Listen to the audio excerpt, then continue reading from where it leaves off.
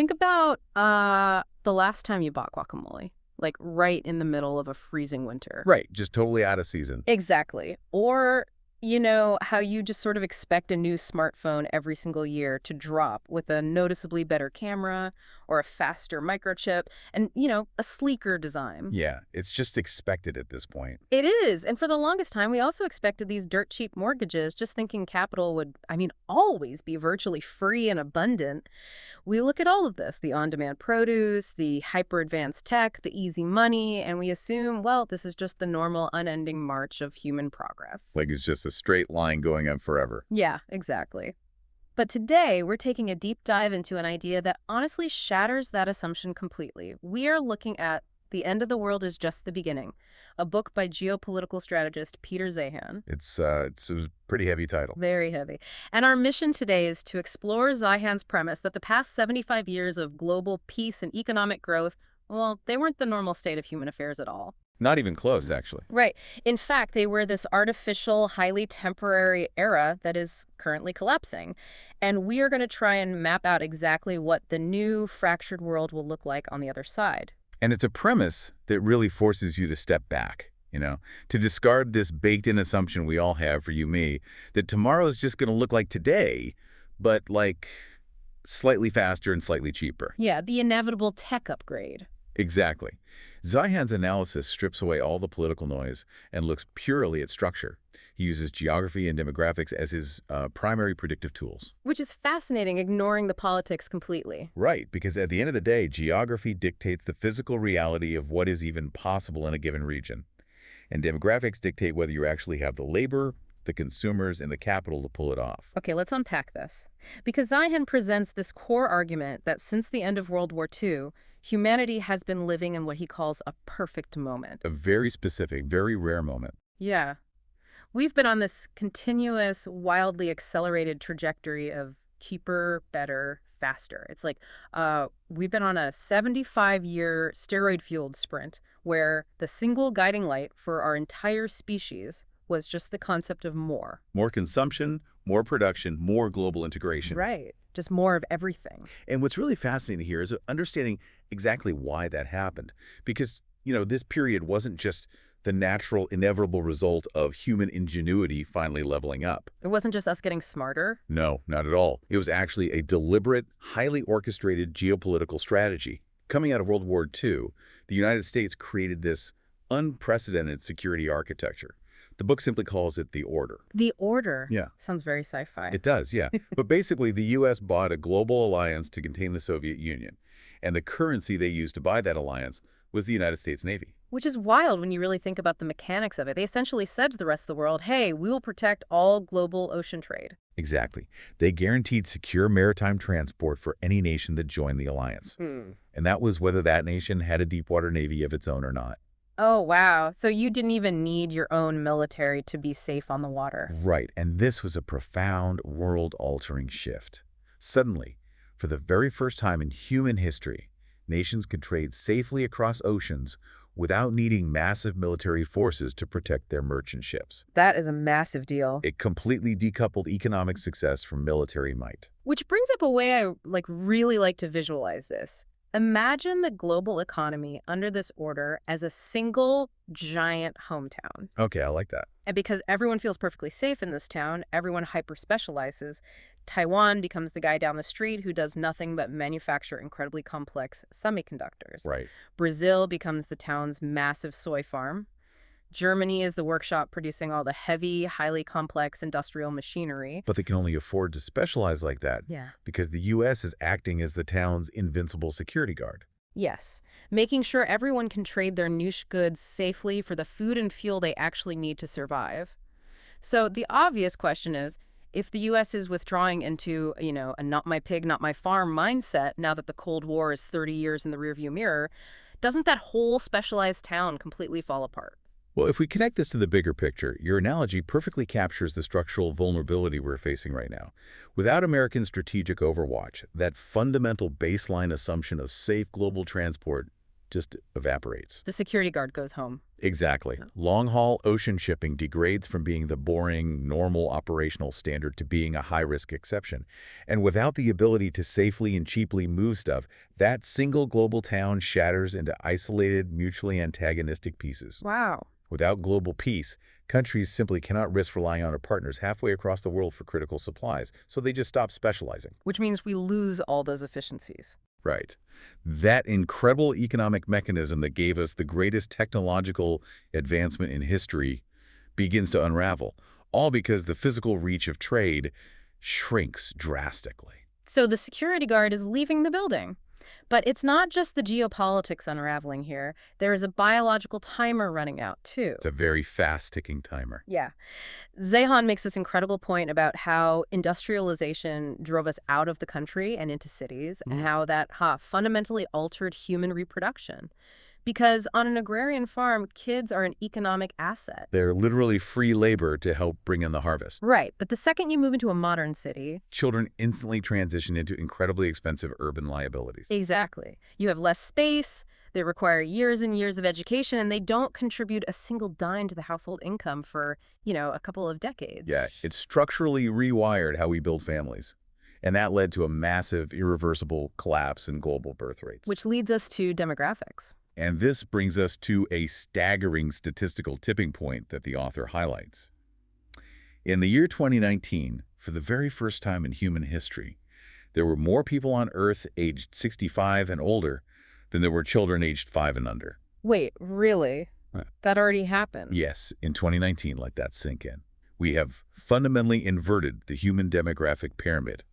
And the book projects that by 2030, the number of retirees globally is going to double. That is just mind-boggling. Because industrialization happened in different waves around the world, you have all these disparate nations hitting this exact demographic cliff at the exact same moment. So it's all happening at once. Yeah. We are rapidly transitioning from a world defined by a massive, energetic, youthful workforce to a world defined by a massive elderly population that requires care.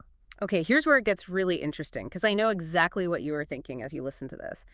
You look at that worker shortage and you think, okay, but can't we just automate our way out of this? The tech will save us argument. Right. If we don't have human workers, surely AI, machine learning, and, advanced robotics can just step in and replace that lost production. And that is probably the most common pushback to this data. But it relies on a fundamental misunderstanding of what it actually takes to create new technology. Tech doesn't just magically manifest to save us when things get hard. It was not magic. No. Developing new technology requires 3 very specific inputs. First, you need massive consumer markets to buy the stuff and generate revenue. Okay, makes sense. Second, you need a vast pool of highly skilled labor to actually do the engineering and implementation. And third, you need a near bottomless supply of capital to fund the research, the prototyping, and the mass rollout. Right, and retirees drastically alter the financial structure of a whole society. Precisely. Retirees don't just stop working, they act like sponges for capital. They have to draw down their pensions and their savings just to survive. So the money leaves the investment pool. Yeah, and think about how they invest. When you are 30, your retirement fund is probably invested in high-growth, high-risk tech stocks. When you are 75, you need stability. You're not taking risks anymore. Right. You are moving your money into low-risk government bonds. You're certainly not funding risky venture capital for a new robotics startup. So we aren't just losing workers. We are facing a simultaneous evaporation of consumers, workers, and investment capital all at once. That is a terrifying combination. Entire regions, particularly China and Europe, who passed their point of demographic no return decades ago, they are essentially aging into mass obsolescence. They simply won't have the internal capacity to innovate their way out of this crisis. So if you don't have the people to invent and build the stuff, and you don't have the secure oceans to move the stuff, what actually breaks first? That is the million-dollar question. How does this cascade of failure play out for our basic physical survival? Let's look at transport and energy, because reading this, I was struck by the incredible Ouroboros nature of this problem. The snake eating its own tail. Exactly. Because modern transport ships require highly refined oil, specifically diesel, to move across the oceans. But supplying that oil to the world requires secure transport ships navigating safe maritime routes. It is the ultimate catch-22 of a deglobalized world. The end of globalization equates directly to the end of accessible energy for most of the planet. Which is terrifying. We completely take for granted that our modern urban lifestyles require immense, totally uninterrupted rivers of oil and electricity just to function. And China is actually the perfect, terrifying case study for this vulnerability. What's happening in China? They currently run their power generation at absolute maximum capacity, regardless of what fuel they are putting into the furnaces. Back in late 2021, China was already facing rolling blackouts and electricity rationing simply due to minor hiccups in the global supply chain. Wow. They have zero slack in their system. None at all. So if you remove the protection of the U.S. Navy, those hyper-complex international supply chains required to move oil and natural gas will just wither. And what happens then? Countries without their own domestic energy supplies are going to face systemic power grid failures.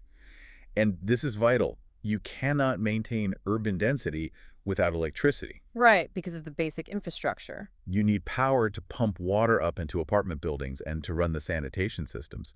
Without it, cities become uninhabitable almost overnight. Which brings up this fascinating, almost tragic paradox regarding climate change. Oh, this is a dark twist. It is. The modern environmental movement is so focused, rightly so, on transitioning away from fossil fuels to stop planetary warming. But if countries can no longer safely trade for relatively low-carbon fossil fuels like natural gas or highly refined oil because those maritime transport networks have broken down, what do they do? Right. How do they keep the lights on and the factories running? This is a harsh reality to face. Countries are not going to politely regress to the pre-industrial age to save the environment. They're going to survive. Exactly.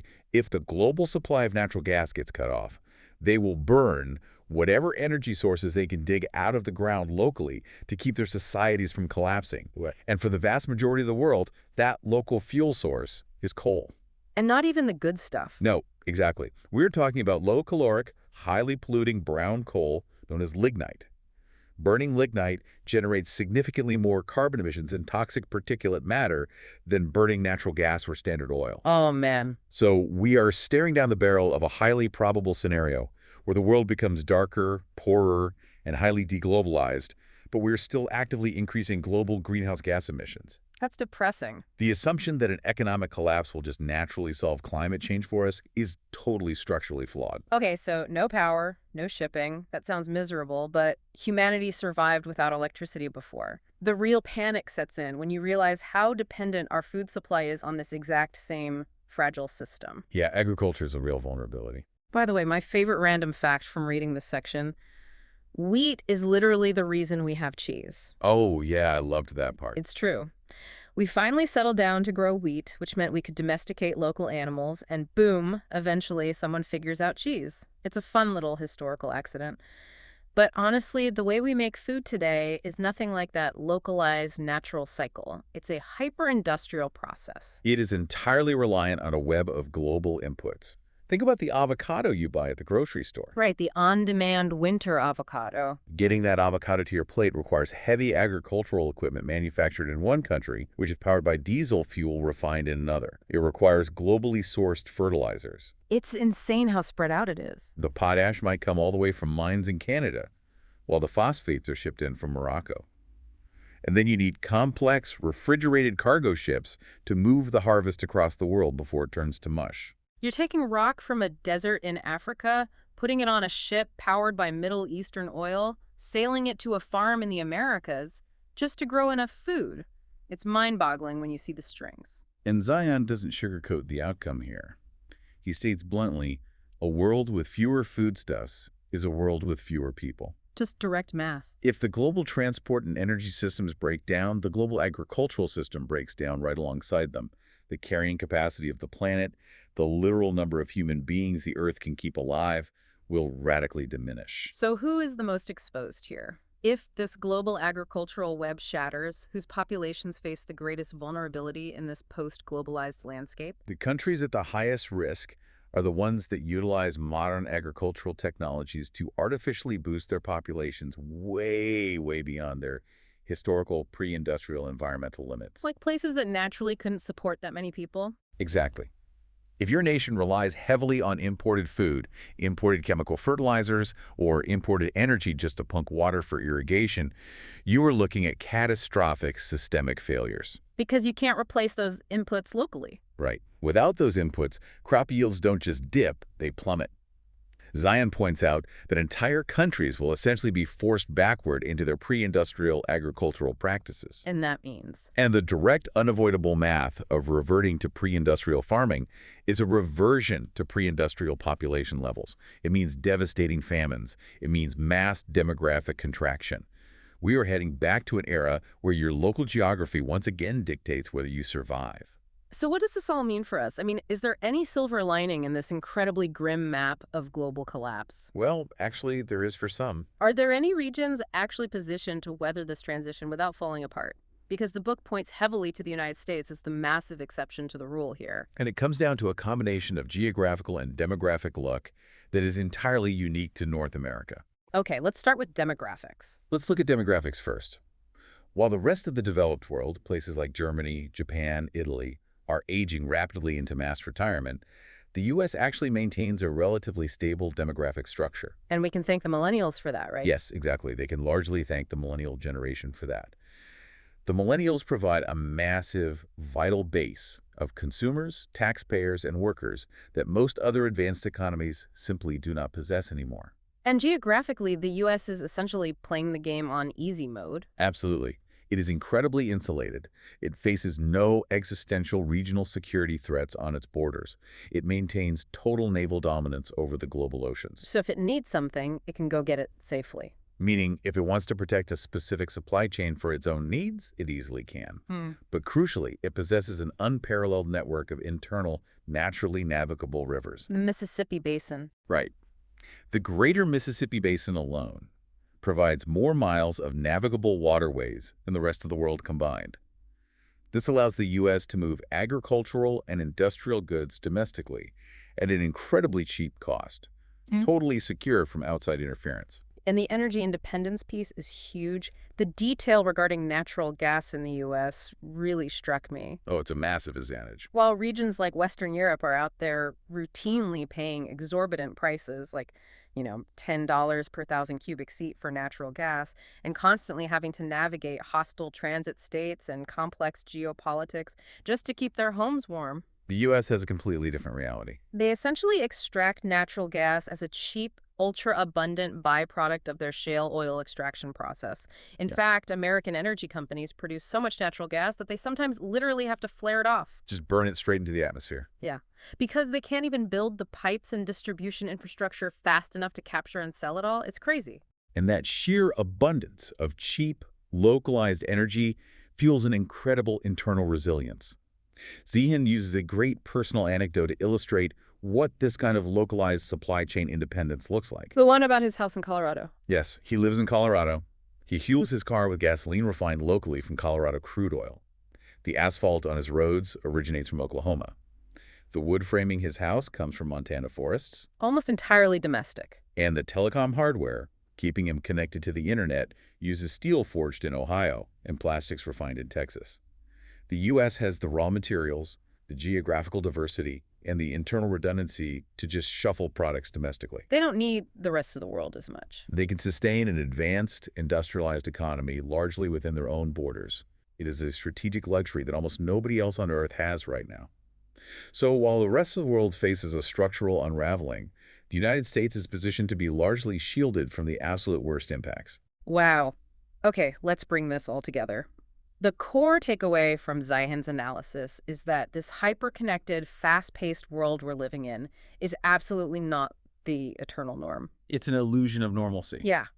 This era of annual smartphone upgrades and on-demand avocados is actually a fragile, historically unprecedented anomaly.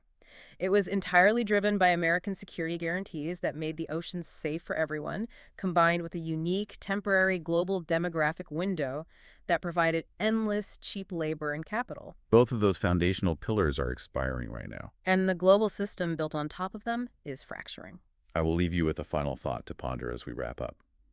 As these global supply chains retreat and international trade fractures, the fundamental metrics of what makes a nation successful are going to shift drastically. It's a whole new paradigm. The future of survival and prosperity won't be about who has the best 5G internet connection or the most advanced software apps or who adopted a new digital currency. Right. The digital stuff takes a back seat. Instead, Success is going to be determined strictly by physical realities. It will depend entirely on who has reliable access to local food production, physical security from their neighbors, and a navigable river to actually move physical goods around. Back to the basics. We're returning to a world where hard geography matters infinitely more than digital connectivity. Which is an incredibly sobering but vital perspective. To all the friends of the show listening today, we strongly recommend that you read the actual book, The End of the World is Just the Beginning by Peter Zeihan. It's a must-read if you want to understand what's coming. Absolutely. Reading the source material directly will let you fully grasp the complete, intricate geopolitical map he draws for the next few decades. We highly encourage you to subscribe to the Deep Dive so you never miss an episode, and we genuinely wish you a great day. Thanks for listening. As we close, I just ask you to remember that guacamole sitting at your local grocery store, the complex, invisible web of international transport, secure energy, and global peace that placed it there is unraveling as we speak. The perfect moment is passing, and the transition to a new, fractured reality has already begun.